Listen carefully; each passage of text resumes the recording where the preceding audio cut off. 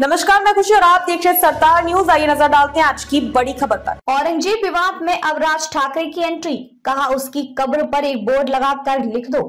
महाराष्ट्र नवनिर्माण सेना मंच से प्रमुख राज ठाकरे ने रविवार को औरंगजेब की कब्र को लेकर सांप्रदायिक तनाव फैलाने के प्रयासों की निंदा की।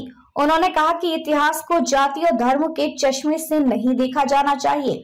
लोगों को व्हाट्सएप से ऐतिहासिक जानकारी लेना बंद कर देना चाहिए। शिवाजी पार्क में रैली को संबोधित करते हुए कहा कि मुगल शासक शिवाजी नामक एक विचार को मारना चाहता था, लेकिन वह असफल रहा। बीजापुर के सेनापति अफजल खान को प्रतापगढ़ किले के पास दफनाया गया था।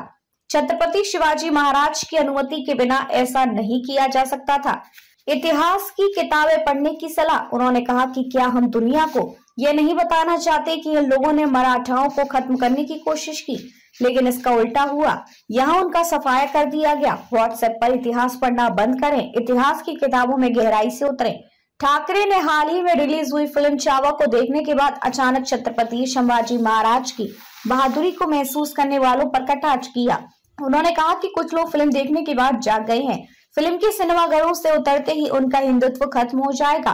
कब्र पर बोर्ड लगाने का सुझाव। राज ठाकरे ने सुझाव दिया कि औरंगजेब की कब्र के आसपास की सभी संरचनाओं को हटा दिया जाना चाहिए और उस जगह पर केवल एक बोर्ड छोड़ा जाना चाहिए जिस पर लिखा हो, जिसने मराठाओं को नष्ट करने की कोशिश की उसे यहीं दफनाया गया है। उन्होंने मराठा इतिहास के बारे में युवा पीढ़ी को शिक्षित करने के लिए उस जगह पर स्कूली यात्राएं आयोजित करने का भी प्रस्ताव रखा।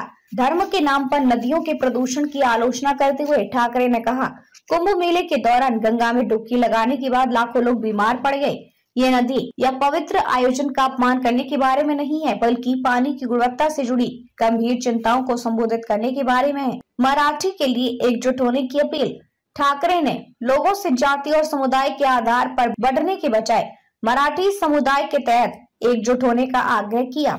उन्होंने इस बात पर जोर दिया कि मराठी का इस्तेमाल दैनिक बातचीत में किया जाना चाहिए और उन घटनाओं पर कड़ी प्रतिक्रिया की जानी चाहिए जहां इसे नजरअंदाज किया जाता है। एक निजी दूरसंचार कंपनी के प्रतिनिधि और दक्षिण मुंबई के एक स्टोर के कर्मचारी द्वारा मराठी बोलने से इनकार करने के मामलों का जिक्र करते हुए उन्होंने कहा कि मराठी का अनादर करने वाले किसी भी व्यक्ति से मन से अपने तरीके से निपटेगी। अब तक के लिए बस इतना ही। फिर होगी आपसे मुलाकात ऐसी एक और खबर के साथ। अब तक के लिए नमस्कार और देखते रहिए सरदार न्यूज।